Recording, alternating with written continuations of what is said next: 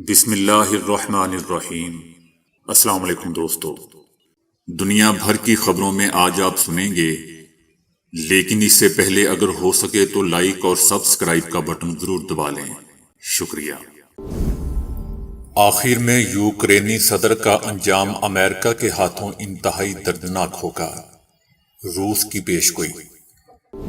خفیہ اجلاسوں میں نیتن یاہو ایران پر حملے کی تیاری کر رہا ہے، ماہرین۔ جاوید اختر کا پاکستان آ کر پاکستان کے ہی خلاف انتہائی متنازع بیان۔ جاوید اختر کے بیان پر پاکستانی اداکاروں نے جاوید اختر کو گریبان سے پکڑ لیا۔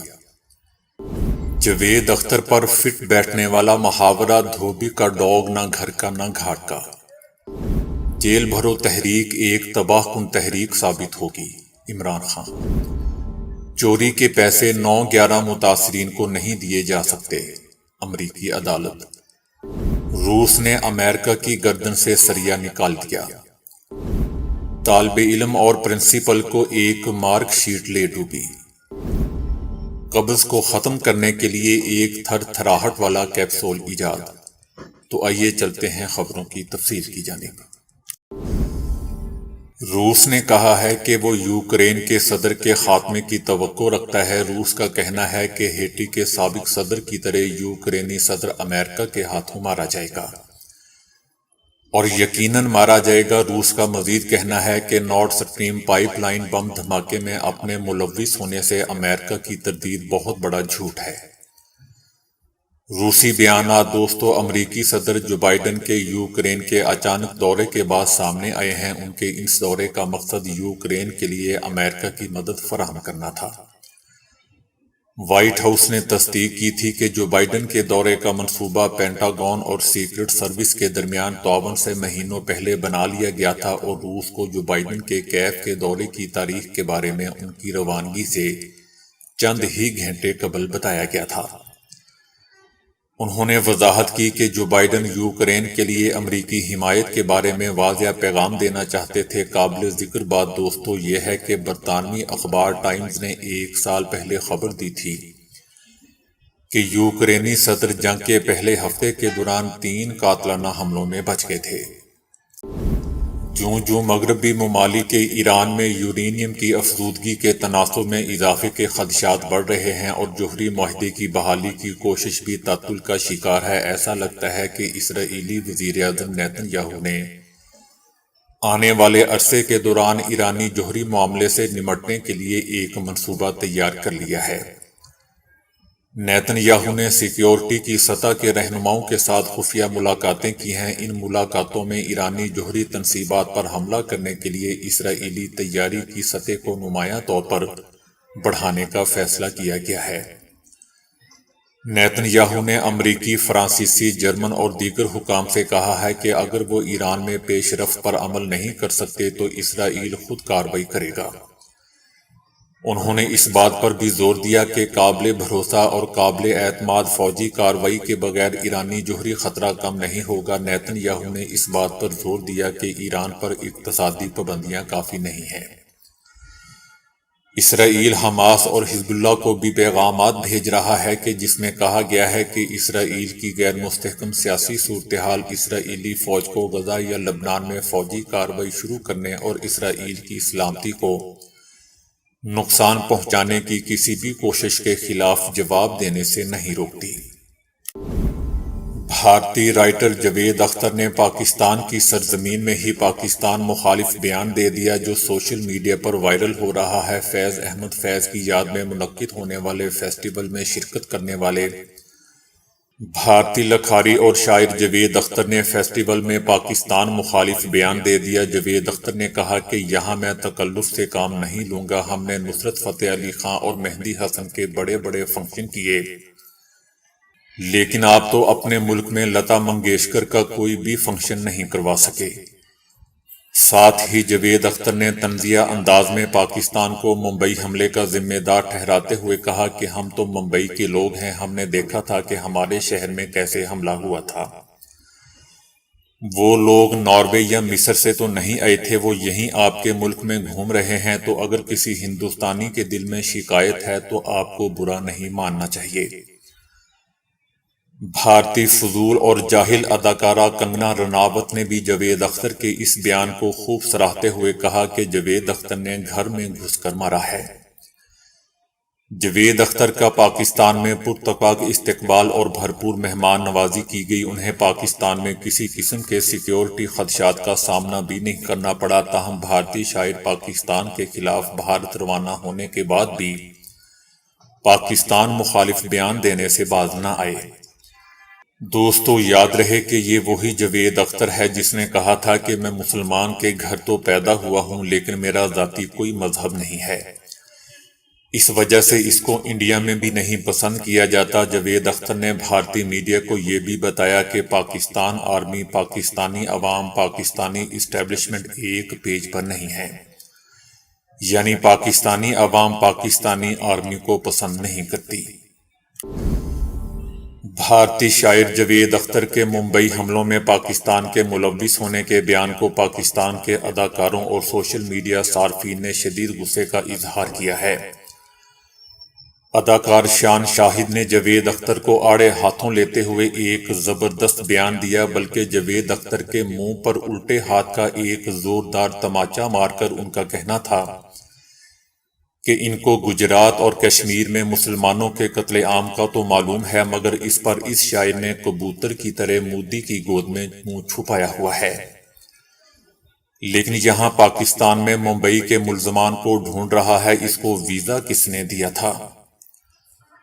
اداکار فیصل قریشی نے جاوید اختر کو مخاطب کرتے ہوئے کہا کہ آپ نے ہمارے ملک میں بیٹھ کر اتنی بڑی بات اس لیے آسانی سے کہہ دی کیونکہ یہاں بولنے کی آزادی ہے۔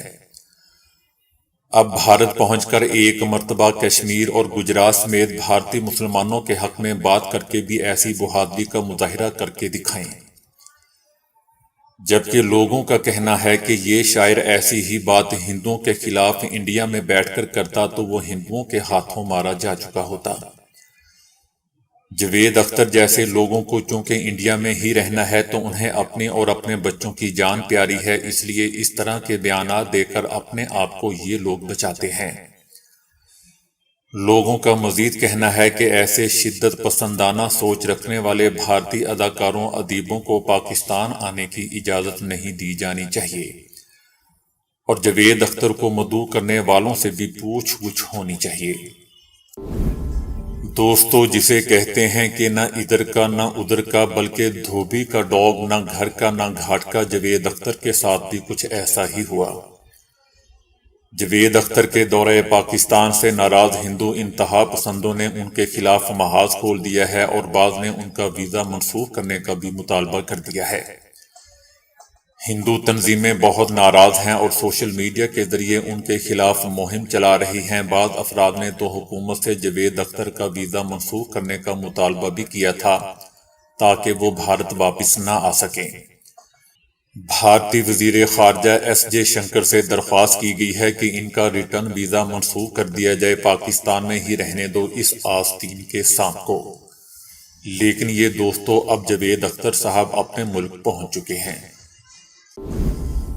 عمران خان کا کہنا ہے کہ جیل بھرو تحریک ایک تباہ کن تحریک ثابت ہوگی۔ جیل بھرو تحریک کا مقصد میڈیا اور سماجی شخصیات پر حملوں اور ملک کو معاشی تباہی کے سپرد کرنے والے ٹولے کے خلاف ہے۔ حقیقی آزادی کے لیے جیل بھرو تحریک پرامن احتجاج ہے۔ ہمیں نیب کے مقدموں، زیر حراست، تشدد اور جعلی FIR کا سامنا ہے۔ یہ احتجاج ان کے خلاف ہے۔ یہ احتجاج آئینی خلاف ورزیوں اور میڈیا اور سماجی شخصیات پر حملوں کے خلاف ہے۔ جیل بھرو تحریک خود NRO لے کر قوم کے اربوں روپے لوٹ کر منی لانڈرنگ کے ذریعے باہر بھجوانے، سفید پوش طبقے کو مہنگائی اور بے روزگاری کے بوجھ تلے کچلنے والے اور قوم کو بدترین معاشی تباہی کے سپرد کرنے والے مجرموں کے ٹولے کے خلاف ہے۔ امریکہ میں نیو یارک کی عدالت نے فیصلہ دیا ہے کہ حکومت کا افغانستان کے منجمد فنڈز میں سے نصف 9/11 متاثرین کو دینے کا فیصلہ غیر قانونی ہے اور حکومت ایسا کرنے کا اختیار نہیں رکھتی۔ عدالت نے افغانستان کے مرکزی بینک کے منجمد فنڈ میں سے $3.5 بلین متاثرین کے اہل خانہ کو دینے کے حکومتی فیصلے کو غیر قانونی قرار دے دیا۔ جج نے 30 صفحات پر مشتمل فیصلے میں لکھا کہ ہماری قوم کی تاریخ کے بدترین حملے کے متاثرین کو ادائیگیوں کا حق تو ہے، لیکن حکومت یہ ادائیگیاں افغانستان کے مرکزی بینک کے فنڈ سے نہیں کر سکتی۔ زر تلافی کی رقم طالبان کو ادا کرنا چاہیے، افغان عوام کو نہیں، اور منجمد فنڈز طالبان کے نہیں، افغان عوام کے ہے۔ یاد رہے دوستو کہ جو بائیڈن نے 9/11 حملے میں مرنے والوں کے لواحقین اور دیگر متاثرین کو زر تلافی کی ادائیگی کے لیے منجمد افغان فنڈ سے کرنے کا فیصلہ کیا تھا۔ طالبان حکومت نے جو بائیڈن انتظامیہ کے اس فیصلے کو مسترد کر دیا تھا، جبکہ انسانی حقوق کی تنظیموں نے بھی اس پر اعتراضات اٹھائے تھے۔ بعد میں یہ معاملہ عدالت میں چلا گیا تھا۔ اب عدالت نے حکومت کو ایسا کرنے سے روک دیا ہے۔ افغانستان کے $7 ارب سے زائد اثاثے ہیں جو منجمد کر دیے گئے تھے۔ روسی صدر کی جانب سے جوہری ہتھیاروں کے کنٹرول کے تاریخی معاہدے کو معطل کرنے پر امریکہ کی جانب سے سخت رد عمل سامنے آیا ہے۔ صدر پوٹن نے یوکرین کے بارے میں مغرب کو خبردار کرتے ہوئے تاریخی جوہری ہتھیاروں کے کنٹرول کے معاہدے کو معطل کر دیا تھا۔ روسی صدر نے کہا تھا کہ امریکہ میں کچھ لوگ جوہری تجربات پر پابندی کے معاہدے کو توڑنے پر غور کر رہے ہیں۔ روسی صدر نے بڑا قدم اٹھاتے ہوئے اعلان کیا کہ نئے سسٹم کو جنگی ڈیوٹی پر لگا دیا گیا ہے۔ انہوں نے جوہری تجربات دوبارہ شروع کرنے کی دھمکی بھی دے دی ہے۔ امریکہ پر جنگ کو عالمی تنازع میں بدلنے کا الزام لگاتے ہوئے صدر پوٹن نے کہا کہ روس نیو سٹارٹ معاہدے کو معطل کر رہا ہے۔ یہ امریکہ کے ساتھ روس کا آخری بڑا ہتھیاروں پر کنٹرول کا معاہدہ تھا۔ یورپی یونین اور نیٹو کی جانب سے روسی اقدام کی سخت مذمت کی گئی ہے اور امریکہ نے اقدام کو انتہائی بدقسمتی اور غیر ذمہ دارانہ قرار دیا ہے۔ امریکہ کا کہنا ہے کہ امریکہ معاملے پر بات چیت کرنے کو تیار ہے، قطع نظر اس بات سے کہ دنیا میں کیا چل رہا ہے یا ہمارے دو طرفہ تعلقات کیسے ہیں۔ نیٹو اور یورپی یونین نے بھی خبردار کیا ہے کہ اس معاہدے کی معطلی سے یورپ میں ہتھیاروں کے کنٹرول کے دور کا خاتمہ ہو جائے گا۔ نیٹو نے کہا ہے کہ زیادہ جوہری ہتھیار اور ہتھیاروں کا کم کنٹرول دنیا کو مزید خطرناک بنا دے گا۔ دوستو، یہ معاہدہ ہر ملک کو دوسرے کے جوہری ہتھیاروں کو چیک کرنے کی اجازت دیتا ہے، جبکہ روس یوکرین کشیدگی کی وجہ سے پہلے ہی یہ معاہدہ معطل ہے۔ انڈیا میں فارمیسی کے ایک سابق طالب علم نے مارک شیٹ نہ دینے پر اپنی ہی پرنسپل کو پیٹرول چھڑک کر آگ لگا دی۔ ریاست مدھیہ پردیش میں اندور کالج کی پرنسپل گھر جانے کے لیے باہر ہی نکلی تھی کہ ایک نوجوان نے ان پر یہ کارروائی کر ڈالی۔ پرنسپل کو آگ نے بری طرح اپنی لپیٹ میں لے لیا اور وہ اسی حالت میں دوبارہ کالج کی طرف بھاگی۔ کالج کے دیگر اساتذہ اور سٹاف نے کسی بھی طرح ان کی آگ بجھائی اور 54 سالہ پرنسپل کو ہاسپٹل منتقل کر دیا گیا۔ ڈاکٹرز کا کہنا ہے کہ جسم 90% تک جھلسنے کے باعث پرنسپل کی حالت تشویشناک ہے اور لگتا نہیں ہے کہ وہ بچ پائیں گی۔ کالج کے ہی سیکیورٹی گارڈ نے نوجوان کو پکڑ کر پولیس کے حوالے کر دیا۔ طالب علم آشوتوش اسی کالج کے شعبہ فارمیسی کا سابق طالب علم تھا۔ طالب علم کا کہنا تھا کہ گزشتہ سال جولائی سے پرنسپل صاحبہ مارک شیٹ دینے میں ٹال مٹول سے کام لے رہی تھی، جس پر میں غصے میں آ گیا۔